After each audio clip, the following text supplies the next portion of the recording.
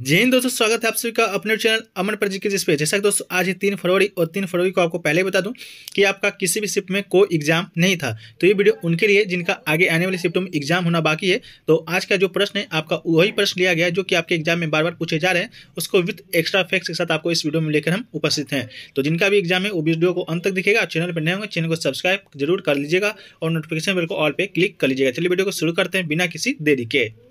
अनुच्छेद को संविधान का आत्मा कहा जाता है। यह पूछा गया था कि किसने संवैधानिक उपचार के अधिकार को आत्मा कहा जाता है, किसने कहा जाता है या किस अनुच्छेद को कहा जाता है, ये भी क्या पूछा गया था पता नहीं, लेकिन चलिए दोनों को देख लेते हैं। अनुच्छेद जो 32 है दोस्तों, भारत को अनुच्छेद 32 है जो कि भारतीय संविधान की आत्मा कहा जाता है। इस अनुच्छेद को भारतीय संविधान का हृदय भी कहा जाता है। खुद बाबा साहब भीमराव अम्बेडकर ने इस अनुच्छेद को भारतीय संविधान का हृदय और आत्मा कहा था। तो किसने कहा था ये पूछेगा तो बाबा साहेब भीमराव अम्बेडकर ने कहा था। किस अनुच्छेद को कहा जाता है तो अनुच्छेद 32 को कहा जाता है। ठीक है, अनुच्छेद 32 में क्या है दोस्तों, तो संवैधानिक उपचार का अधिकार देता है। ठीक है, संवैधानिक उपचार का अधिकार देता है अनुच्छेद 32 में, जिसको संविधान का आत्मा और हृदय दोनों ही कहा जाता है। इस बात को आप याद रखिएगा। देखिए एक क्वेश्चन पूछा गया था दोस्तों, बहुत ही प्रसिद्ध क्वेश्चन था जो कि बार बार एसएससी के द्वारा पूछा जाता था लेकिन अब तक नहीं पूछा गया था। तो आज पूछ दिया गया है, बिरजू महाराज का संबंध किस नीति से है। तो बता दें बिरजू महाराज, जिनका जो पूरा नाम होता है दोस्तों आपका पंडित बृज मोहन मिश्र जी ने बिरजू महाराज के नाम से भी जाना जाता है। ये दोस्तों प्रसिद्ध भारतीय कथक नर्तक थे। ठीक है, कथक नर्तक थे। कथक इसका राइट आंसर हो जाएगा। कथक दोस्तों आपका शास्त्रीय नृत्य, इस बात को याद रखिएगा। कथक क्या है तो शास्त्रीय नृत्य। भारत में कुल अभी वर्तमान में 9 प्रकार के शास्त्रीय नृत्य में हाल में 6 जो नृत्य है उसको भी शास्त्रीय नृत्य का दर्जा आपको दिया गया है। ठीक है, वो शास्त्रीय कथक नृत्य के लखनऊ कालिका बिंदानी घराने के अग्रणी नर्तक थे। ये दोस्तों आपका घराना भी पूछा ही जाएगा आगे आने वाली शिफ्टों में, किस घराने से संबंधित है तो लखनऊ घराना आपको मारना है, याद रखिएगा। ठीक है, इसके अलावा दोस्तों आपका देश की जो सर्वोच्च नागरिक सम्मान होता है पद्म विभूषण 1986 सहित प्रदर्शन कला में उनके योगदान के लिए कई पुरस्कार सम्मानित किया गया था। तो ये भी प्रश्न आपसे पूछा जाएगा कि पद्म विभूषण ये जो आपके पंडित बिरजू महाराज है उनको कब दिया गया था तो 1986 में दिया गया था। इस बात को भी आप याद रखिएगा।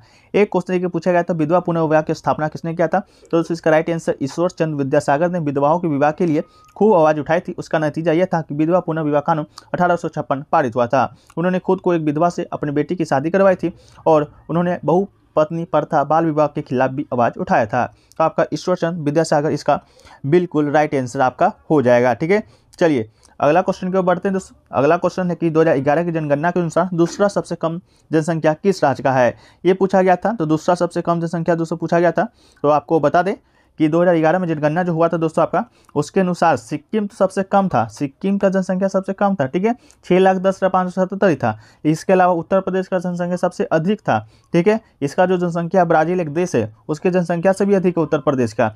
लेकिन दोस्तों आपका दूसरा सबसे कम पूछा गया था। तो 2011 की जनगणना के अनुसार बता दें कि लगभग 1,91,014 जनसंख्या के साथ मिजोरम भारत का दूसरा सबसे कम आबादी वाला राज्य है। तो इसका राइट आंसर दोस्तों आपका मिजोरम हो जाएगा। इसके बाद जनगणना की बात करें तो पहली बार जो जनगणना है गैर समकालिक जनगणना हुआ था जो कि दोस्तों आपका 1872 में हुआ था। इसके अलावा दोस्तों बता दें कि भारत में पहली समकालिक जनगणना कब हुआ था तो 1881 में हुआ था। तो ये भी क्वेश्चन आपका बन चुका है, इसलिए आपको इसमें बता रहे हैं। इसके अलावा जो लास्ट बार जनगणना है आज़ादी के बाद दोस्तों 2011 में लास्ट बार जनगणना हुआ है जो कि आपका 7वां जनगणना था। पहला जनगणना आज़ादी के बाद 1951 में हुआ था। इसके अलावा 7वां जनगणना 2011 में हुआ, 8वां 2021 में होने वाला था लेकिन हुआ नहीं है। ये भी पूछा गया जनगणना कौन सा मंत्रालय करवाता है, ये भी पूछा गया क्वेश्चन। ये आपका गृह मंत्रालय इसका राइट आंसर था। ठीक है, चलिए अगला जो क्वेश्चन दोस्तों आपका कि किस पंचवर्षीय योजना में उद्योगों को बढ़ावा दिया गया था, मतलब उद्योग को बढ़ावा देने के लिए किस पंचवर्षीय योजना के काम था। तो ये दोस्तों आपका द्वितीय पंचवर्षीय योजना में उद्योगों को अधिक महत्व दिया गया था। मुख्य रूप से भारी उद्योगों पर ध्यान केंद्रित किया गया था। भारत सरकार ने देश में औद्योगिक वस्तुओं के निर्माण को बढ़ावा दिया। और द्वितीय जो पंचवर्षीय योजना है दोस्तों आपको पहले बता दें 1956 से 1961 तक चला था। ये भी क्वेश्चन पूछा गया था पंचवर्षीय योजना का शुरुआत दोस्तों कब हुआ था। तो ये आपको बता दें कि 1951 में दोस्तों आपका पहली बार पंचवर्षीय योजना का शुरुआत हुआ था जो कि 5 साल तक चला था, 1951 से 1956। इसके बाद द्वितीय पंचवर्षीय योजना 1956 से 61 चला। इसके अलावा लास्ट जो पंचवर्षीय योजना चला था आपका बर्मा जो कि 12 से 17 चला है। इसके अलावा द्वितीय वर्ष की पंचवर्षीय योजना महालनोबिस मॉडल पर आधारित कार्य करती थी। ठीक है, तो ये मॉडल ही पूछा जाता है। तो महालनोबिस पहला वाला हेराडोमल मॉडल पर था। ठीक है, चलिए एक क्वेश्चन ये पूछा गया था, कार्बन का परमाणु क्रमांक संख्या पूछा गया था। तो आपको बता दें कार्बन एक रासायनिक तत्व है जिसका जो प्रतीक होता है C होता है और परमाणु संख्या कितना होता है तो ये आपका 6 होता है। तो ये आपका 6 राइट आंसर था। इसके अलावा ये आवर्त के समूह 14 से संबंधित है। अगर समूह पूछेगा तो आपका 14 पर संबंधित है। ठीक है, ये आपका पूछा गया था। एक क्वेश्चन पूछा गया था, चुनाव आयोग कौन कौन सा चुनाव करवाता है। आपका पूछा गया था। क्वेश्चन देखिए पूछा गया था, चुनाव आयुक्त डैश और विधानसभा, लोकसभा, राज्यसभा का चुनाव करवाती है। आपके ऑप्शन में दिया गया था संसद, प्रधानमंत्री, स्पीकर और डिप्टी स्पीकर। ठीक है, ये आपके 4 ऑप्शन दिए गए थे। तो आपको बता दें कि भारत का जो निर्वाचन आयोग के पास विधानसभा का चुनाव है, ताकि ऑप्शन में भी था, लोकसभा का चुनाव है जो कि आपके ऑप्शन में भी था, राज्यसभा का चुनाव है जो कि आपके ऑप्शन में भी था। तो राष्ट्रपति आदि का जो चुनाव है संबंधित सत्ता से होता है। ठीक है, तो इसमें आपका क्या हो जाएगा, प्रधानमंत्री का चुनाव दोस्तों आपका, संसद का चुनाव प्रधानमंत्री, स्पीकर और डिप्टी स्पीकर। तो स्पीकर और डिप्टी स्पीकर दोस्तों आपका नहीं होगा, प्रधानमंत्री भी नहीं होगा, संसद प्रधानमंत्री का आपका राइट आंसर इसमें हो जाएगा। ठीक है, इसके अलावा जबकि जो ग्राम पंचायत होता है, नगर पालिका होता है, महानगर होता है, महानगर परिषद होता है, तहसील होता है और जिला परिषद के चुनाव की सत्ता से संबंधित राज्य निर्वाचन आयोग के पास होता है। ठीक है, तो आपका विधानसभा, लोकसभा, राज्यसभा और मतलब संसद में 2 सदन होता है, तो दोनों का चुनाव है दोस्तों आपका राज्यसभा के द्वारा, जैसे केंद्रीय चुनाव आयुक्त के द्वारा करवाया जाता है। एक क्वेश्चन लेके पूछा गया था, बेंगलुरु में टेक समिट 2022 का उद्घाटन किसने किया था? तो पीएम मोदी ने टेली कॉन्फ्रेंस के माध्यम से बेंगलुरु टेक समिट BTS 22 के रजत क्रांति संस्करण का उद्घाटन किया है। यह एशिया का सबसे बड़ा टेक्नोलॉजी इवेंट है। इसका राइट आंसर आपका क्या हो जाएगा, प्रधानमंत्री नरेंद्र मोदी ने दोस्तों आपका किया था। ठीक है, चलिए अगला जो क्वेश्चन देखिए दोस्तों, पूछा गया आपका, केरल का सबसे ऊंचा जलप्रपात आपसे पूछा गया था। तो दोस्तों आपको बता दें, केरल की त्रिशूर जिले में चलकुड्डी नदी पर अथियारपल्ली वाटरफॉल समुद्र तल से 1000 फीट पर ऊपर स्थित है। ये खूबसूरत झरना केरल के फेमस पर्यटक आकर्षणों में से एक है। यह केरल का सबसे बड़ा वाटरफॉल है। अथियारपल्ली फॉल्स 80 फीट की ऊंचाई से नीचे आता है। तो अथियारपल्ली फॉल्स आपका बिल्कुल राइट आंसर हो जाएगा। ठीक है, केरल की राजधानी कहाँ है, आप लोग कमेंट सेक्शन में बताइएगा। एक क्वेश्चन है पूछा गया दोस्तों, मोरक्को काल में जिसके पास जमीन ना होती थी उसे क्या कहा जाता था? इस तरह का क्वेश्चन पूछा गया था। हालांकि दोस्तों इसका जो आंसर है मुझे तो अभी तक मालूम नहीं चल पाया है। जैसे ही मालूम चलेगा आपको हम कमेंट सेक्शन में पिन कर देंगे। इसके अलावा पीडीएफ में दे देंगे। पीडीएफ दोस्तों आपको कहाँ मिलेगा, टेलीग्राम चैनल पे मिल जाएगा, लिंक डिस्क्रिप्शन में दिया गया है, जो कि बिल्कुल फ्री है। इसके अलावा अगर आपको 500 का पीडीएफ 500 क्वेश्चन का पीडीएफ तैयार किया गया है, जो कि आपका 17 अगस्त तक एग्जाम चला था, आज का भी इसमें शामिल कर देंगे। अगर ये आप लेना चाहते हैं तो मात्र 20 रुपये में दोस्तों आपको ये चार्ज से रखा गया है। तो लेने के लिए अगर आप इच्छुक हैं तो आप टेलीग्राम पे ज्वाइन हो जाइए, वहाँ से सारा जानकारी आपको मिल जाएगा। नहीं तो आप 9973741666 ये आपका व्हाट्सअप नंबर है, इस पर भी संपर्क कर सकते हैं। सिर्फ व्हाट्सअप कीजिएगा, कॉल मत कीजिएगा। ठीक है, चलिए एक क्वेश्चन देखिए पूछा गया था दोस्तों आपका, दीपा कर्माकर ने किस ओलंपिक में भाग लिया था? ये क्वेश्चन आपसे पूछा गया था। तो दोस्तों आपका दीपा कर्माकर ने किस ओलंपिक में भाग लिया था, ये पूछा गया था। दीपा कर्माकर दोस्तों आपको बता दें कि 2016 के रियो ओलंपिक में भाग लिया था। ठीक है, कौन से ओलंपिक में भाग लिया था? 2016 के रियो ओलंपिक में आपका हुआ था। तो इसका राइट आंसर क्या हो जाएगा दोस्तों आपका 2016 हो जाएगा। ठीक है, इसके अलावा दोस्तों पूछा गया था आपका स्किल इंडिया योजना कब शुरू की गई थी? ठीक है, 2015 में ये था।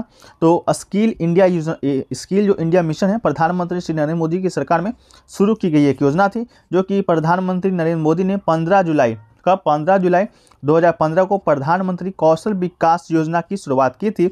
और आज पूरे देश में स्किल मिशन इंडिया मिशन सरकारी योजना काम कर रही है। तो ये आपका इसका राइट आंसर क्या था दोस्तों? तो 2015 इसका राइट आंसर था। ठीक है, ये दोस्तों आंध्र प्रदेश के राजा रेड्डी हैं और राधा रेड्डी हैं, दोनों आपका युगल है कि किससे संबंधित है, कौन से आपके नृत्य से संबंधित हैं। ठीक है, तो दोस्तों आपको बता दें कि राजा और राधा रेड्डी एक भारतीय कुचिपुड़ी नृत्य युगल गुरु और कोरियोग्राफर हैं। ठीक है, तो इसका राइट आंसर दोस्तों आपका कुचिपुड़ी हो जाएगा। अगर आपके प्रश्न में आंध्र प्रदेश था तो आपको इसी से अनुमान लगा लेना चाहिए था कि आंध्र प्रदेश का शास्त्रीय नृत्य कौन सा है। तो ये दोस्तों आपका कुचिपुड़ी ही शास्त्रीय नृत्य था आंध्र प्रदेश का। इनके अलावा पद्मश्री अवार्ड भी दिया गया है दोनों को। इसके अलावा पद्म भूषण भी दिया गया है। तो दोस्तों आपका दोनों अवार्ड जो कि दिया गया है। ठीक है, तो पद्म भूषण 2000 ईस्वी में दिया गया है। ठीक है, अब पद्मश्री दोस्तों कब दिया गया, इसका कोई तिथि अभी तक मिल नहीं पाया है। तो आपका इसका राइट आंसर कुचिपुड़ी नृत्य हो जाएगा। ठीक है, एक क्वेश्चन देखिए दोस्तों पूछा गया था, उपाधियों का अंत कौन से अनुच्छेद से संबंधित है? तो दोस्तों आपको बता दें उपाधियों का अंत आर्टिकल अनुच्छेद 18 से संबंधित है। ये दोस्तों क्वेश्चन हमारे पीडीएफ से आया है, जो कि 500 प्रश्नों का अभी तक के शिफ्टों में बनाया गया है, पूछे गए प्रश्नों का बनाया गया है पीडीएफ, उसमें से ही आपका ये प्रश्न देखने को मिला है। उसके बारे में वीडियो के अंत में हम लोग डिस्कस करेंगे। ठीक है, तो आर्टिकल 18 उपाधियों का अंत। तो दोस्तों आपको बता दें सेना या राज्य या विद्या संबंधी सम्मान के सिवाय कोई भी उपाधि आप प्रदान नहीं कर सकते हैं। भारत का कोई भी नागरिक किसी भी विदेशी राष्ट्र से कोई भी उपाधि स्वीकार नहीं कर सकता है। ये आपका 18 में वर्णित है। ठीक है। इसके अलावा कल आया था आपका 17 आया था अस्पृश्यता का अंत। इसके बाद दोस्तों आपका जो 19 है कल के थर्ड शिफ्ट में आया था वाक एवं स्वतंत्रता का अंत, मतलब कि बोलने की आज़ादी है। 16 में दोस्तों आपका लोक नियोजन है और 15 में दोस्तों आपका धर्म की स्वतंत्रता है। ठीक है, तो ये सभी जो आपके मौलिक अधिकार से संबंधित अनुच्छेद उसको आप कम से कम याद कर लीजिएगा। ठीक है, मौलिक अधिकार वर्तमान में 6 हैं, 12 से 35, तो 12 से 35 अनुच्छेद को एक बार आप नजर डाल लीजिएगा, तभी एग्जाम देने आपको जाइएगा। ठीक है, चलिए एक क्वेश्चन देखिए पूछा गया दोस्तों आपका तृतीय पंचवर्षीय योजना का उद्देश्य क्या था। कल पूछा गया था द्वितीय पंचवर्षीय योजना का, दोनों शिफ्ट में पूछा गया था एक ही प्रश्न। तो आज पूछा गया तृतीय पंचवर्षीय योजना का। तो आपको बता दें तीसरी जो पंचवर्षीय योजना का मुख्य उद्देश्य कृषि पर जोर देना था और गेहूं का उत्पादन में सुधार करना था। ये योजना कब से कब तक चला था, तो 61 से 66 तक की अवधि के लिए बनाया गया था। और इस योजना का जो मुख्य लक्ष्य था अर्थव्यवस्था को स्वतंत्र बनाना और टेक ऑफ की आत्म सक्रिय स्थिति तक पहुंचाना था। ठीक है, तो ऑप्शन में आपका क्या दिया गया था ये लोग आप लोग कमेंट सेक्शन में बताइएगा। इसके अलावा दोस्तों तीसरी पंचवर्षीय योजना का समय आपसे भी पूछा जाता है, तो 61 से 66 है। इसके अलावा द्वितीय जो पंचवर्षीय योजना है उसका समय आपका 56 से 61 है।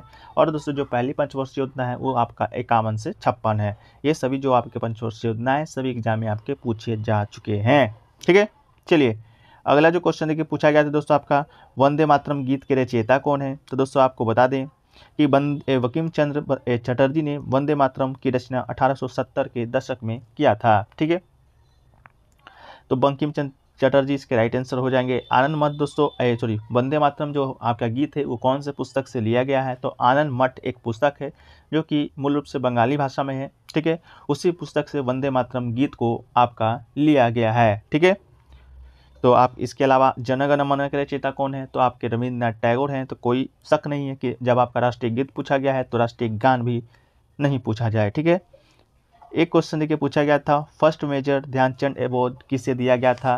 तो फर्स्ट मेजर ध्यानचंद अवार्ड दोस्तों बता दें आपको, पहले आपको बता देते हैं कि मेजर ध्यानचंद अवार्ड का जो पहले का नाम था वो दोस्तों आपका राजीव गांधी खेल रत्न अवार्ड था। ठीक है, इस पुरस्कार के जो पहले प्राप्तकर्ता थे शतरंज के ग्रैंड मास्टर विश्वनाथ आनंद। ठीक है, विश्वनाथ आनंद जी को पहला जो आपका राजीव गांधी खेल रत्न अवार्ड है वो दिया गया था, जिन्हें वर्ष 1991 से 92 में अपने प्रदर्शन के लिए सम्मानित किया गया था। ठीक है, इसके अलावा मेजर ध्यानचंद पुरस्कार या पहले का नाम आपका राजीव गांधी खेल रत्न पुरस्कार था, भारत में दिया जाने वाला सबसे बड़ा खेल पुरस्कार है। इसके अलावा 2021 में किन्हें किन्हें मिला है, तो मिताली राज को मिला है, रवि कुमार दहिया जी को मिला है, इसके अलावा कृष्णा नायर जी को मिला है और प्रमोद भगत जी को मिला है 2021 में। ठीक है, आपका ये राजीव गांधी खेल रत्न है वो 2022 का अभी तय शायद नहीं मिला है, आपका 26 जनवरी के दिन अनाउंस होगा कि किसको किसको मिलना है और किसको किसको नहीं मिलना है। ठीक है, इसके अलावा दोस्तों आपसे पूछा गया था कि SC/ST का जो आरक्षण है कितने सालों के लिए बढ़ाया गया है। तो दोस्तों आपको बता दें इसका जो राइट आंसर था आपका 10 ईयर था। ठीक है, ST/ST का जो आरक्षण है अभी आपका 10 साल के लिए बढ़ाया गया है, शायद आपका 2026 तक का। ठीक है, फिर 2026 तक के बाद फिर से बढ़ाया जाएगा 10 सालों के लिए। तो ये 10 साल कर करके दोस्तों आपका ये आरक्षण है जो कि आपको बढ़ाया जाता है, तो आपका 10 साल इसका राइट आंसर था। ठीक है, एक क्वेश्चन देखिए पूछा गया था दिल्ली चेन्नई मुंबई और डैश जो आपका राष्ट्रीय राजमार्ग 48 है वो किसको जोड़ता है, ये पूछा गया था। तो उसका राइट आंसर दोस्तों आपका कोलकाता था। ठीक है, कोलकाता राइट आंसर था, ऐसा स्टूडेंट का कहना है। तो आपको बता दें कि राष्ट्रीय जो राजमार्ग है 48 दिल्ली और चेन्नई शहर को जोड़ता है। यह भारत के राज्यों जयपुर उदयपुर अहमदाबाद सूरत मुंबई पुणे तुमरू बेंगलुरु और बेलोर से होकर निकलता है। तो कौन सा राष्ट्रीय राजमार्ग आपके क्वेश्चन में दिया गया था, शायद इसका पूर्वानुमान नहीं लगा सकते हैं, लेकिन आपका कोलकाता जो था बिल्कुल राइट आंसर था। ठीक है, कोलकाता दोस्तों आपका राइट आंसर था, दिल्ली चेन्नई मुंबई और डैश को डैश हाईवे जोड़ता है, तो कोलकाता आपका सही आंसर था। ठीक है, एक क्वेश्चन देखिए दोस्तों पूछा गया था आपका मेगास्थनीज के बारे में। मेगास्थनीज से कोई संबंधित प्रश्न पूछा गया था कि उसमें कितने दुर्ग बने हुए थे। मेगास्थनीज का एक पुस्तक है हिंदी का जो कि पाटलिपुत्र मौर्य साम्राज्य का आपका विवरण प्रदान करता है, शायद वो पूछा गया होगा कि इंडिका मेगास्थनीज के द्वारा जो पुस्तक है इंडिका उसमें कितने दुर्ग आपका पता चल सका है। तो आपको बता दें कि नगर के चारों ओर एक दीवार है जिसमें 64 द्वार और 570 दुर्ग बने हुए हैं। तो आपके ऑप्शन में भी दोस्तों शायद 570 दिया गया था जो कि बिल्कुल राइट आंसर हो जाएगा। इसकी जो लंबाई है 9.5 मील और चौड़ाई 1.25 मील है। ठीक है, तो आपका ये पूछा गया था।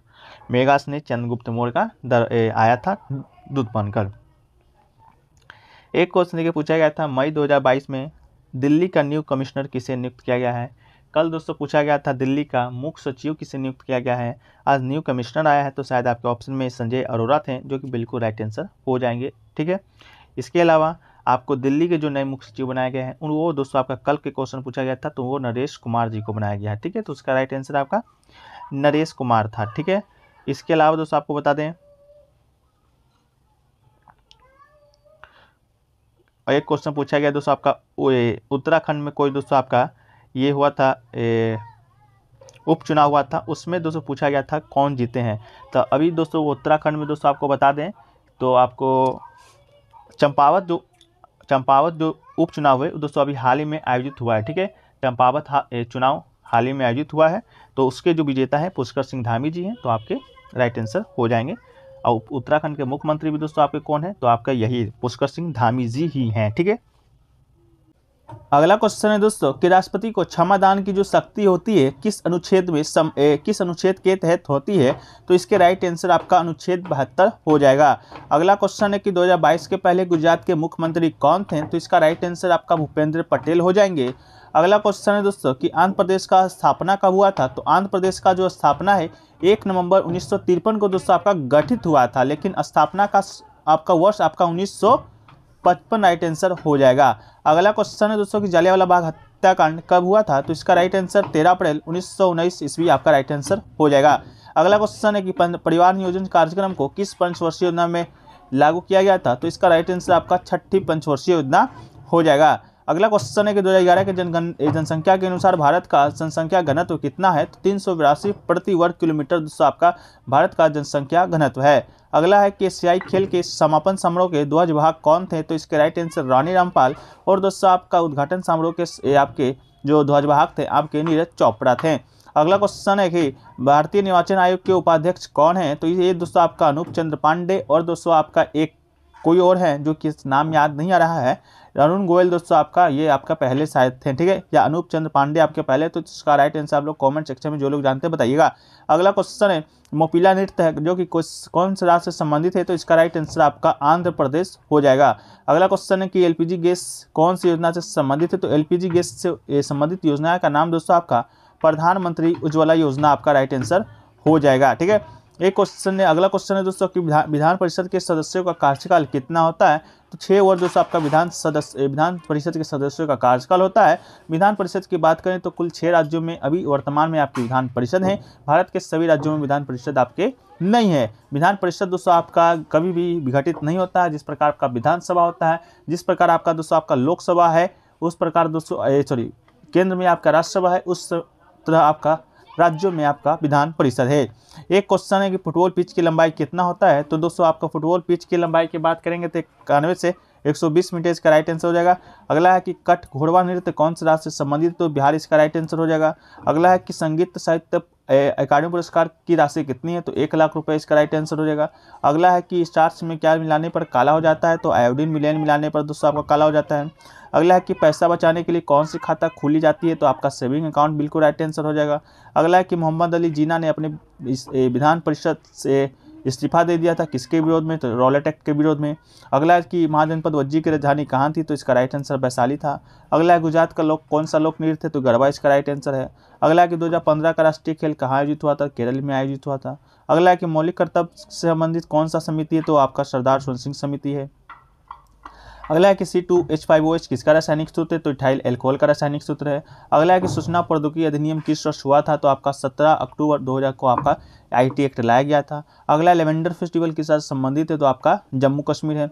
अगला है कि मौर्य समाज की स्थापना किसने किया था, तो चंद्रगुप्त मौर्य ने मौर्यवंश की स्थापना किया था। अब देख लेते हैं दोस्तों आपका पंचवर्षीय योजना का कार्यकाल। तो पहली पंचवर्षीय योजना दोस्तों आपका 1951 से 1956 में लाया गया था। दूसरी पंचवर्षीय योजना दोस्तों आपका 1956 से 1961 में लाया गया था। तीसरी पंचवर्षीय योजना 1961 से 1966 तक चला था। इसके अलावा चौथी पंचवर्षीय योजना आपका 1969 से 1974 तक चला था। अगला दोस्तों पंचवीं पंचवर्षीय योजना की बात करेंगे 1974 से 1978 चला था। इसके अलावा छठी पंचवर्षीय योजना की बात करेंगे तो 1980 से 1985 तक चला था। सातवीं पंचवर्षीय योजना दोस्तों आपका 1985 से 1990 तक चला था। इसके अलावा 8वीं जो पंचवर्षीय योजना आपका 1992 से 1997 तक चला था। 9वीं पंचवर्षीय योजना दोस्तों आपका 1997 से 2002 ईस्वी तक चला था। 10वीं पंचवर्षीय योजना दोस्तों 2002 से 2007 तक चला था। 11वीं पंचवर्षीय योजना 2007 से 2012 तक चला था। और 12वीं जो पंचवर्षीय योजना है 2012 से 2017 तक चला था। और अंतिम जो आपका पंचवर्षीय योजना चला है 12वीं चला है। इसके बाद से कोई पंचवर्षीय योजना आपका नहीं चला है। ठीक है।